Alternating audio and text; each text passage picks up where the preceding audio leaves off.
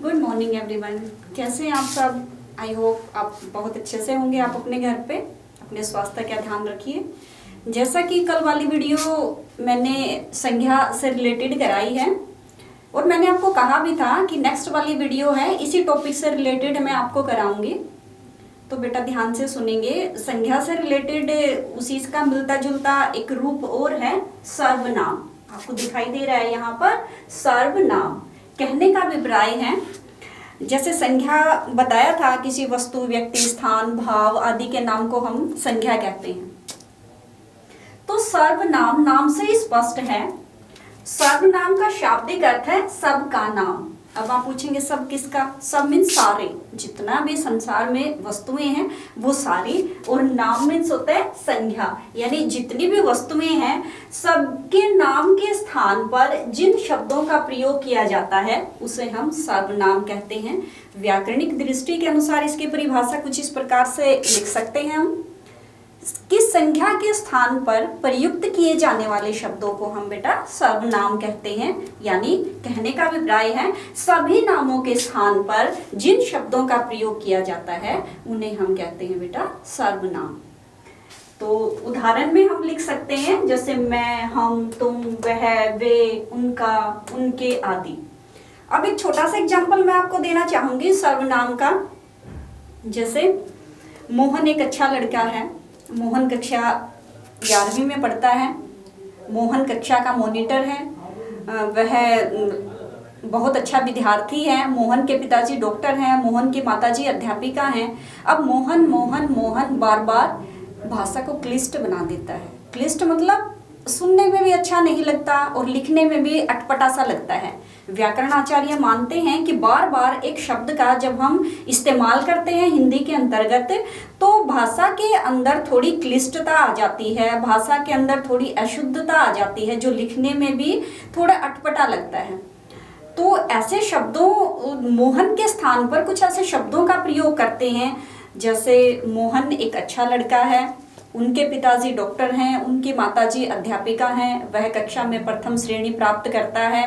अब वह, वे, उनका, उन्होंने, ये सब किसका रूप है? सर्वनाम का। तो यहाँ पर देखिए सर्वनाम के 6 भेद यहाँ पर बताए गए हैं। व्याकरण की दृष्टि के अनुसार सर्वनाम को 6 भागों में डिवाइड किया गया है। सबसे पहला आता है हमारा पुरुषवाचक सर्वनाम। नाम से ही स्पष्ट है पुरुषवाचक सर्वनाम। कहने का अभिप्राय है स्त्री और पुरुष दोनों के लिए।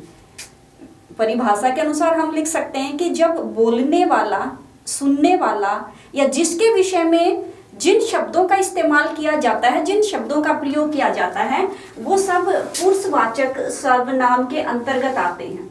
इनको हम 3 भागों में बांट सकते हैं, उत्तम, मध्यम, अन्य पुरुष। जैसे आप इंग्लिश में करते हैं फर्स्ट पर्सन, सेकंड पर्सन और उसके बाद आता है हमारा थर्ड पर्सन।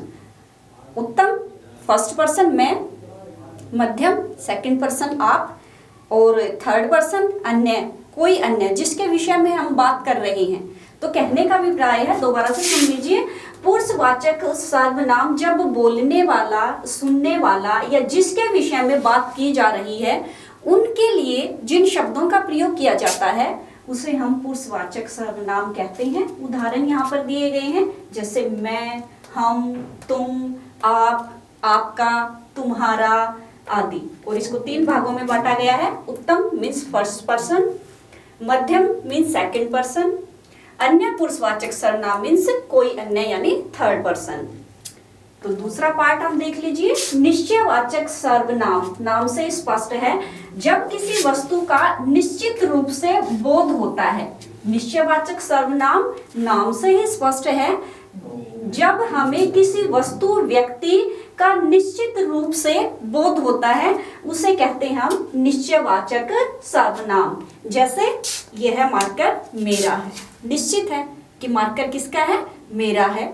तो उसी प्रकार से जैसे एक अन्य उदाहरण मैं आपको देना चाहूंगी, यह गाड़ी मेरी है, यह पुस्तक आपकी है। निश्चित रूप से बताया गया है, निश्चित इशारा किया गया है, यानी हम श्योर हैं इसके लिए कि पुस्तक क्या है? वो मेरी है, मार्कर क्या है? मेरा है, गाड़ी क्या है? वो आपकी है। निश्चित है, श्योर है, पक्का है। तो निश्चयवाचक सर्वनाम ऐसे सर्वनाम है जिनसे हमें पास या दूर की वस्तु का निश्चित रूप से बोध होता है, उन्हें निश्चयवाचक सर्वनाम कहते हैं। उदाहरण यहाँ पर दिए गए हैं, यह, ये, वह, वे, उनका, उन्होंने आदि। यानी जैसे कह सकते हैं, यह मार्कर मेरा है, ये बच्चे वहां बैठे हैं, श्योर हैं कि वहां बैठे हैं श्योर रूप से, वह पुस्तक मेरी है, वे बच्चे वहां पर खेल रहे हैं, यानी निश्चित है कि वहीं पर खेल रहे हैं, इसके अतिरिक्त किसी अन्य जगह पर वो नहीं है, श्योर है हम इस चीज के लिए। तीसरे नंबर पर आता है बेटा अनिश्चयवाचक सर्वनाम। अब पहला था निश्चयवाचक, श्योर थे।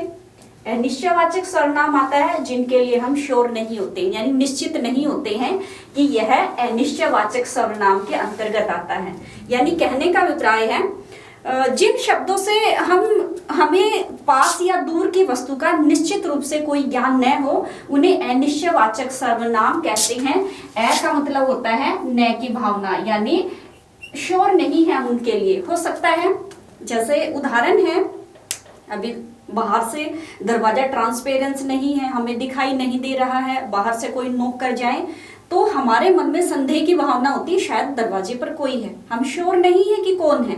यदि दरवाजा ट्रांसपेरेंस है, मीन्स हमें दिखाई दे रहा है, पारदर्शक है वो, तो हम देख सकते हैं कि सामने है, उसका चेहरा हमें नजर आता है और हम पहचान लेते हैं। लेकिन इसके विपरीत यदि दरवाजा पारदर्शी नहीं है और बाहर से कोई नॉक करे तो हम भागकर देखते हैं, दरवाजा खोलते हैं कि दरवाजे पर कोई है।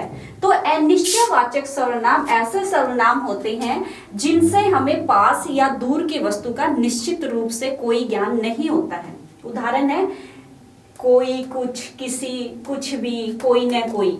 जैसे कोई न कोई बाहर आया है, कुछ न कुछ तो गड़बड़ है, किसी ने मुझसे कहा, मैंने किसी के द्वारा कोई कही गई बात को सुना, लेकिन स्पष्ट रूप से मुझे ये नहीं पता है कि वो कौन है, फिर भी बात का पता है तो कहेंगे किसी ने मुझे कुछ कहा। कुछ भी हो सकता है, जैसे क्लाउडी मौसम है, यानी बादल आसमान में छाए हैं, तो हम अनुमान लगा सकते हैं कि शायद बारिश हो या न हो, श्योर नहीं है उसके लिए, हो सकता है, हो भी सकती है और नहीं भी हो सकती है। और नेक्स्ट है हमारा कोई न कोई, कि कोई न कोई तो बाहर आया है। तो नेक्स्ट है हमारा नंबर 4 पे है संबंधवाचक। संबंध का मतलब होता है रिलेशन। अब किसके मध्य है? संज्ञा या सर्वनाम के मध्य रिलेशन, यानी संबंध बताने वाले, संज्ञा या सर्वनाम का आपस में संबंध बताने वाले शब्दों को हम संबंधवाचक सर्वनाम कहते हैं। जैसे उदाहरण यहाँ पर दिए गए हैं, जो, सो, जिसे, उसे आदि। जैसे उदाहरण है, जो जैसा करेगा उसको वैसा ही फल मिलेगा। यदि हम मेहनत करेंगे तो हम परीक्षा में जरूर पास हो जाएंगे। जिसकी लाठी उसकी भैंस, संबंध बताया गया है। नेक्स्ट है हमारा प्रश्नवाचक सर्वनाम। नाम से ही स्पष्ट है, जहां पर प्रश्न पूछे जाते हैं। जैसे आप किसी कक्षा में जाते हैं, किसी न्यू स्कूल में एडमिशन लेते हैं, अध्यापक को आपका नाम नहीं पता है तो आपको खड़ा करेगा न्यू स्टूडेंट्स को, तो पूछेगा कि आपका क्या नाम है, आप कौन से गांव से आए हैं। तो यहाँ पर प्रश्न पूछे जाते हैं, तुम कहाँ जा रहे हो, तुम कौन हो, तुम कहाँ से आए हो। तो यहाँ पर प्रश्नवाचक सर्वनाम में हमेशा यहाँ पर प्रश्नवाचक चिन्ह का प्रयोग किया जाता है, जिसे आप इंग्लिश में बोलते हो क्वेश्चंस मार्क। यानी प्रश्नवाचक सर्वनाम जहां पर प्रश्न पूछे जाते हैं, जैसे कौन, तुम कौन हो, तुम क्या कर रहे हो, तुम्हें किसने भेजा है, कहाँ जा रहे हो, ऐसे क्वेश्चंस पूछे जाते हैं। तो कहने का अभिप्राय है, प्रश्नवाचक सर्वनाम ऐसे सर्वनाम होते हैं जहां पर संज्ञा या सर्वनाम या सामने वाले से क्वेश्चंस किए जाते हैं, प्रश्न किए जाते हैं, तो वो प्रश्नवाचक सर्वनाम के अंतर्गत आते हैं। और इसकी सबसे बड़ी पहचान है प्रश्नवाचक सर्वनाम की कि इनके बाद में क्वेश्चन मार्क यानी प्रश्नवाचक चिन्ह का प्रयोग किया जाता है। अब नंबर 6 पर आता है बेटा निजवाचक सर्वनाम। निज होता है स्वयं, जिसे आप इंग्लिश में माई सेल्फ बोलते हो। अध्यापक कहते हैं माई सेल्फ लिखो, यानी स्वयं के बारे में 10 पंक्तियां लिखो। तो आप क्या लिखते हो, अपने बारे में लिखते हो, जैसे मेरा नाम मोहन है, मेरे पिताजी डॉक्टर हैं, इस तरह से। यानी खुद के बारे में वर्णन करना कौन करता है, हम करते हैं अपने बारे में। जैसे आपसे बोला जाए कि आप माई सेल्फ लिखो या अपना परिचय दीजिए, तो आप अपने बारे में, अपने व्यक्तित्व का वर्णन करते हैं, अपनी फैमिली का वर्णन करते हैं, तो वो निजवाचक सर्वनाम के अंतर्गत आता है। यानी स्वयं का वर्णन करना, संज्ञा या सर्वनाम के जिन शब्दों से हमें स्वयं का पता चले उन्हें निजवाचक सर्वनाम कहते हैं।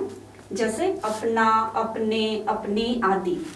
जैसे आप कार्य करते हो तो अध्यापक पूछता है ये कार्य किसने किया, तो आप कहते हो मैंने स्वयं किया है। यानी अपने लिए आपने स्वयं का प्रयोग किया है, वो निजवाचक सर्वनाम का एक उदाहरण है। यह पुस्तक आपकी अपनी है, अपने, अपनी आदि, इसके यहाँ पर उदाहरण दिए गए हैं। तो कहने का अभिप्राय है निजवाचक सर्वनाम का अर्थ होता है स्वयं का वर्णन करना। जब हम संज्ञा या सर्वनाम यानी स्वयं का वर्णन करते हैं तो वो सब निजवाचक सर्वनाम के अंतर्गत आता है। तो ये भेद मैंने आपको कराए हैं आज कि सर्वनाम के 6 भेद होते हैं: पुरुषवाचक, निश्चयवाचक, अनिश्चयवाचक, संबंधवाचक, प्रश्नवाचक, निजवाचक, यानी स्वयं का वर्णन करना। अब दोबारा से देख लीजिए। सर्वनाम का शाब्दिक अर्थ है बेटा सबका नाम। यानी कहने का अभिप्राय है कि संज्ञा के स्थान पर प्रयुक्त किए जाने वाले शब्दों को हम सर्वनाम कहते हैं। तो सर्वनाम का जो चैप्टर है वो कंप्लीट हो चुका है। आई होप आपको बहुत अच्छे से समझ में आया होगा। फिर भी इसी से रिलेटेड एक और अन्य चैप्टर है, टॉपिक है, उसका नाम है विशेषण। नेक्स्ट वाली वीडियो में विशेषण वाला चैप्टर है वो कवर कराएंगे। तो आज के लिए thank you and have a nice day.